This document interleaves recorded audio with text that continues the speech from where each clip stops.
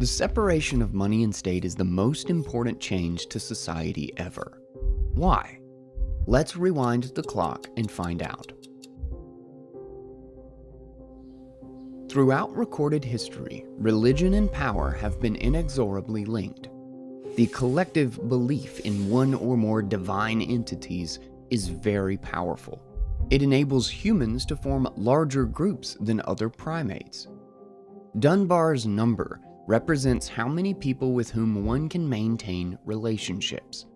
Without collective beliefs, human tribes could not have exceeded this number. Thus, civilization needs a belief system at its core. Belief systems provide human leaders with motivational tools. The introduction of ceremonial burial was one such tool.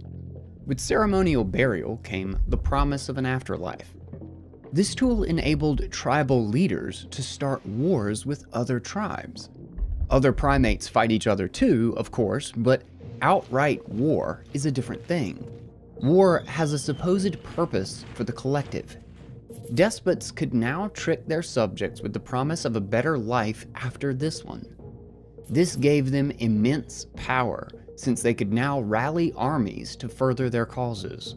It enabled them to form nation-states, controlled territories with loyal citizens living in fear of the armed forces.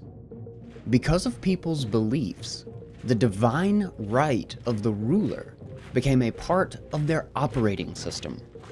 For centuries, this was the basis of governance for almost all nations.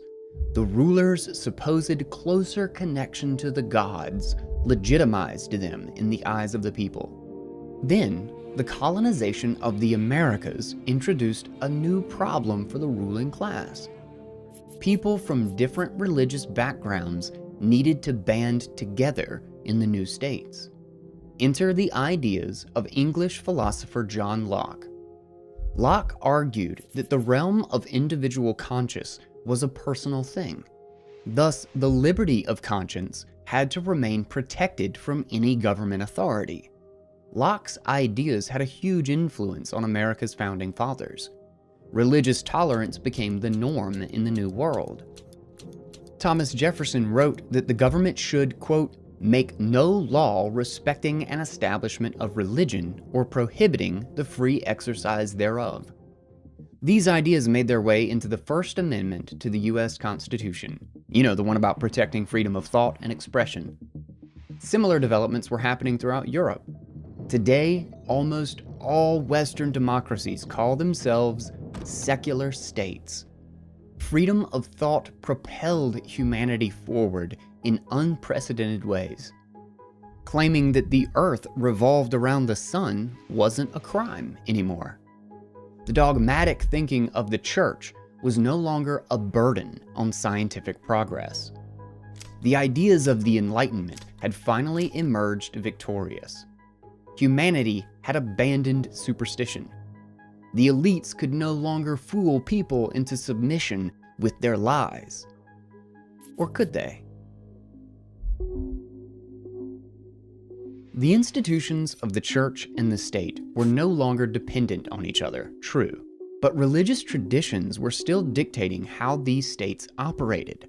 The Gregorian calendar remained in use, and Sundays remained somewhat sacred. So did Christian holidays like Christmas and Easter. Ceremonial burial is everywhere. An alien would most likely find the practice very odd. But most important of all, the belief in the state itself remained.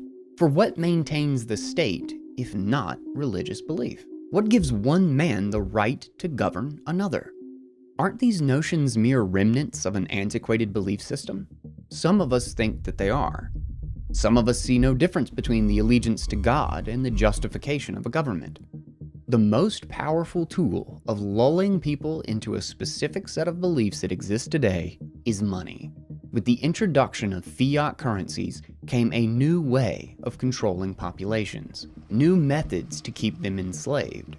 The central bank proved to be a much more powerful entity than the church could ever be. The thought of a better life after this one could make regular people do atrocious things to each other. The thought of a better life here and now could make people do atrocious things to themselves. It enslaved them in perpetuous work, as they all strived to become rich, an impossible goal for most people. As long as there are money printers, there can be no freedom of expression. Money is the tool we use to express value to each other. Whoever controls the money supply controls the world. The words, quote, "In God we trust," printed on every dollar bill in existence, gives a clue to how fooled we've been. We're not secular. We still belong to a cult. The emperors are still naked. There's still no such thing as divine right. If we want to become secular, we have to separate money and state. There's no middle ground here. People in charge of issuing currency can't resist enriching themselves. The incentives are too strong. There's no way around this. But since 2009, we have had Bitcoin, a beacon of hope in an otherwise dark world, a peaceful way of disarming the sociopaths, a way of making violence a lot less effective. If you want your mind to be free, rid yourself of all appeals to authority. Take control of your destiny. Emancipate yourself. Don't let anyone dictate the course of your life. Amen.